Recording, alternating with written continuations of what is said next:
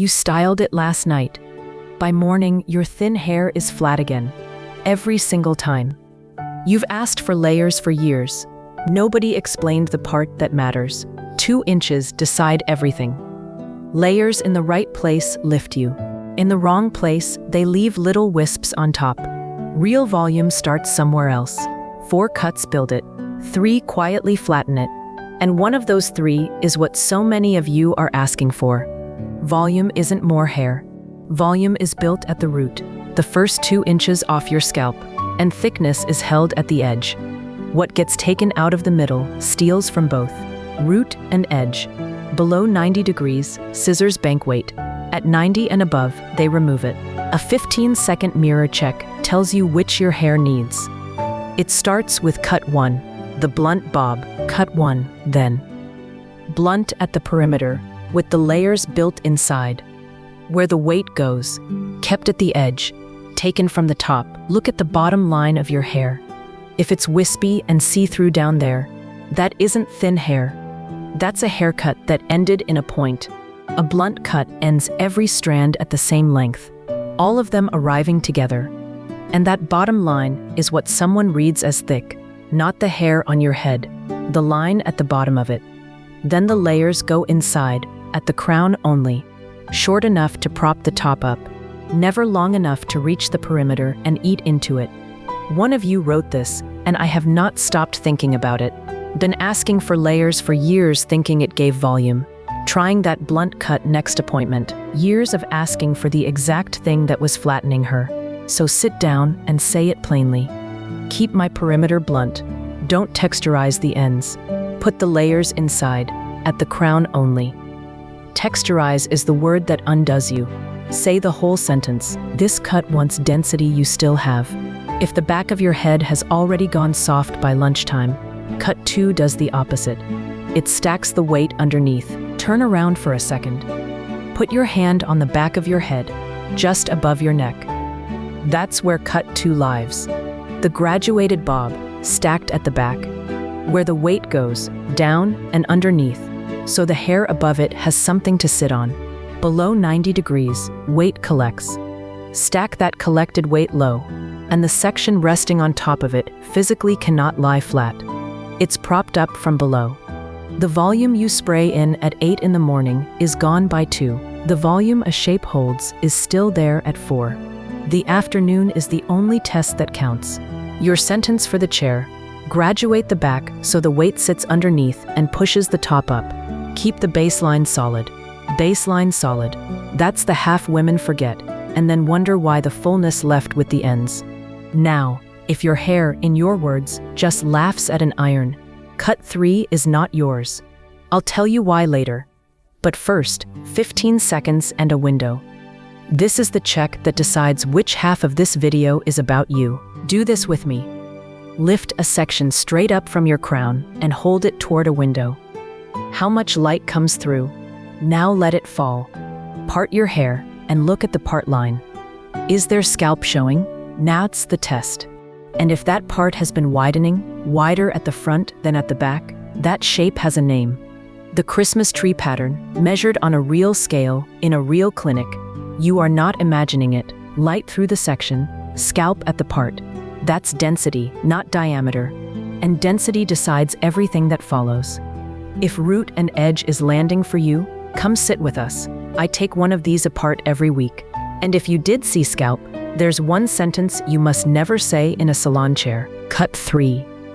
The soft pixie, layered short at the crown. Where the weight goes, nearly all of it, except the top. Hair loss after 60 doesn't take the outline of your face. It takes the crown and the area behind your forehead, while your front hairline usually stays exactly where it always was. So the lift has to go where the hair actually left, not everywhere. There. This is also the cut you're most afraid of, and I understand why. One of you said it out loud, and it was the most liked thing I read while making this. If my stylist undercut the layers, I would be left with little wisps on top. That fear is correct. So take it off the table before the scissors move.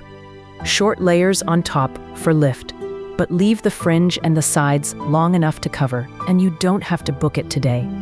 Ask for it in 2 steps. Chin length first, crown layers next time. Going slowly is still going.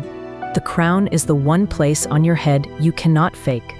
Hold that. And if the answer is still no, if short is simply not happening, cut 4 keeps every inch of your length. Cut 4 is for every woman who has watched this far thinking, I am not cutting it short. You don't need a reason beyond that. Collarbone length, with a deep side part, where the weight goes. Kept long on the outside, hollowed out on the inside. Because length isn't the thing flattening you. Undisturbed bulk is. All that untouched weight hanging off your mid-lengths pulls the roots down from below, all day, whatever you did to them in the morning. So the weight comes out from inside the shape, where nobody sees it, and the ends stay whole. On fine hair, that's a specific request, because there are 2 ways to do it, and one of them shreds you. A razor thins the ends into nothing. Internal layering takes the bulk and leaves the line. Say it like this. Internal layering, no razor, keep the ends one length, and give me a deep side part. And the deep part works for free. It lifts a mass of hair up and across the crown instead of letting it lie down flat where it started. Which brings us to the women this whole video keeps missing. Because fine, thinning, and straight are 3 different things, and almost everything you've been told folds them into one. Fine is the width of the strand. Thinning is how many you have left. Straight means no wave to hide behind, which is why some of you say your hair just laughs at an iron. It isn't being stubborn. There's nothing for a curl to hold. And strand width on a single head can vary by more than 20%. Thick strands and baby fine strands side by side. What most of you actually have isn't fine hair. It's fine, thinning hair. Your words, not the industry's. Your hair didn't betray you. It changed. The cut didn't change with it. It's not you, it's the haircut. So, 3 things are quietly working against all 4 of those cuts. And the first is what most of you ask for by name. 3 that flatten it. 1. Thinning shears, or point cutting straight through the ends. This is the one I promised at the start, and it's exactly what most of you walk in and ask for. Lifting fine hair past 90 degrees and cutting in strips weight off the edge without adding a millimeter of lift at the root. You lose both ends of the principle at once. So the sentence you never say is, thin it out, or its polite cousin, take some weight out of the ends. 2. 1 length past the collarbone, with nothing taken out inside it. By afternoon, the weight has won. It doesn't hold. 3. The same part, in the same place, every single day. The hair settles into that fold.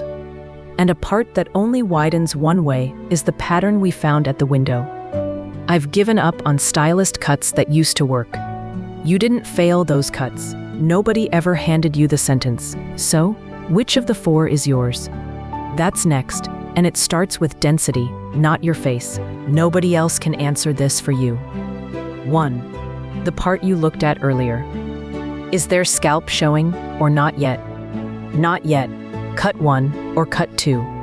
Yes, cut 3. And a yes, there isn't a verdict on you. Width and number are separate. You can have thick strands and still be thinning at the crown. When both go at once, that's fine thinning hair.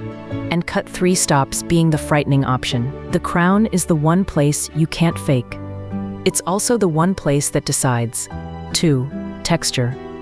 If nothing you own holds a curl, don't choose a shape that borrows one. You want the baseline doing the work, not the styling. 3. Mornings. 5 minutes or less, and it's cut 2 or cut 3. Not cutting the length, cut 4, hollowed out inside.